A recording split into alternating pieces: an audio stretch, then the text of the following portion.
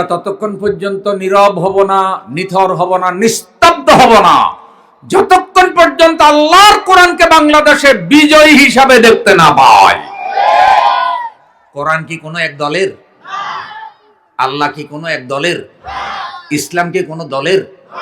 তাহলে কোরআনের আইনের কথা বলা হলে, আল্লাহর কথা বলা হলে, আল্লাহর আইনের কথা বলা হলে, ইসলামের আইনের কথা বলা হলে সব দল এটা সমর্থন করার দরকার আছে না নাই?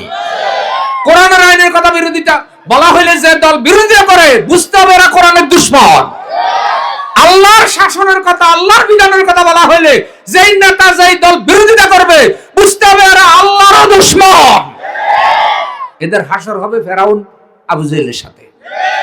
আমরা আবু জেহেল মার্কা যুবক চাই না, আমরা ফেরাউনের দালাল যুবক চাই না।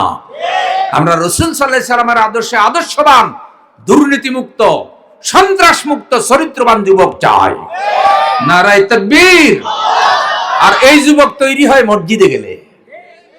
মসজিদের সাথে যে যুবকের সম্পর্ক নাই, সে কখনো আদর্শবান যুবক হতে পারে। আপনারা মাহফিল আয়োজন করেছেন, ধন্যবাদ। নাসিরউদ্দিন রুমেল ভাই যুবক মানুষ, আমার সভাপতিও যুবক, এই যে দেখছেন। যৌবনকাল তো, পুরুষের যৌবনকাল কারো 70-80 বছরও থাকে।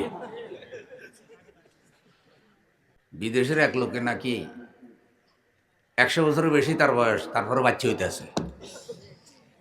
তো যৌবনকাল না থাকলে বাচ্চা হয় কেন? আলহামদুলিল্লাহ বলেন না।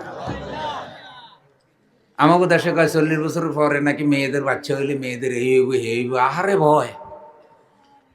জিগায় কয়টা নিছো?